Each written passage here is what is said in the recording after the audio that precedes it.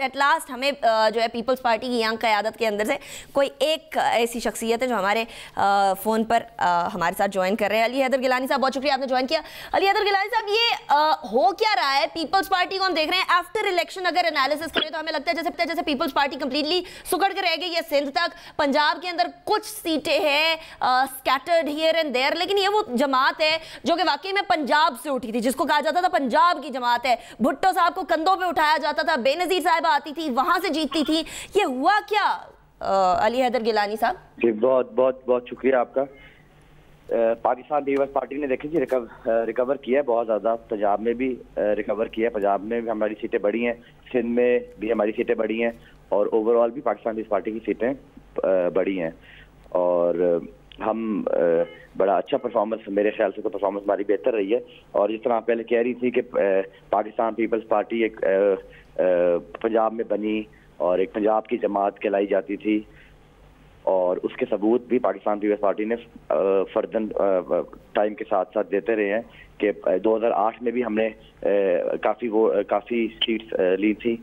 उसमें हमने मैं ज़ाती तौर पे समझता हूँ कि हमने ज़रा मिस हैंडल किया। हमें चाहिए था कि हम 2008 में एक गवर्नमेंट बना लेनी चाहिए थी पंजाब में। उसी का फॉल बैक ये हुआ कि हमने नून लीग को गवर्नमेंट बनानी थी और हमने नहीं बनाई, तो उसकी वजह से हमारी पार्टी पर श्रिंक हो गया हमारा वोट बैंक उसकी वजह से। जी अच्छा, लेकिन गिलानी साहब, अभी जो हमें नज़र आ रहा है वो ये है कि पाकिस्तान तहरीक इंसाफ और पाकिस्तान मुस्लिम लीग नवाज में टोटल 40 लाख का तकरीबन वोट बैंक का डिफरेंस है। इसके अलावा पीपल्स पार्टी चले जाए तो पीएमएलएन से कंपेयर करें तकरीबन हाफ है वोट बैंक। Why so? क्या बिलावल भुट्टो जरदारी साहब ने जिस तरह जनूबी पंजाब के अंदर आके एंड के डेज में ये भी कहा था कि जी हम लोग जनूबी पंजाब के सूबा महाज के साथ होंगे और हम वहां भी सूबा बनाने की बात करेंगे, वो क्या चीज क्लिक नहीं की? कुछ लोग कह रहे हैं जरदारी साहब का बिलावल साहब से ज्यादा आगे बढ़ना सियासत के अंदर, ये भी एक मामला हो सकता है। Do you agree to that और डू यू कंप्लीटली डिसएग्री? आपने 2-3 पॉइंट्स एक साथ ही उठाए हैं।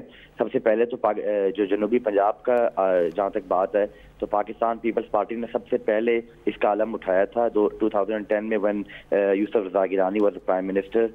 उन्होंने फ्लोर ऑफ द हाउस पे जनूबी पंजाब का नाम बुलंद किया, उसका नारा बुलंद किया।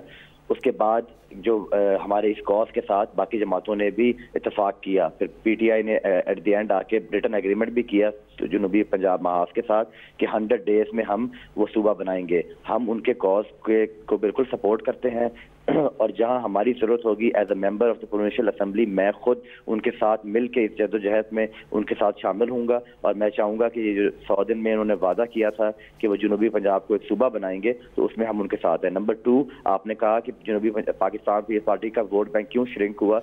मैं उस पर यह कह सकता हूँ कि हमने एक तो हमें टेंट दिया है मुफाहमत की पॉलिसी ने, क्योंकि हमने जो 2008 से 2013 के दरमियान मुफाहमत की पॉलिसी रखी नून लीग के साथ, उससे हमारा वोट बैंक काफी श्रिंक हुआ। लेकिन उससे दूसरी नजर से देखा जाए तो हमने इस मुफाहमत की पॉलिसी से डेमोक्रेसी को बड़ा सेव किया। राइट, चलिए।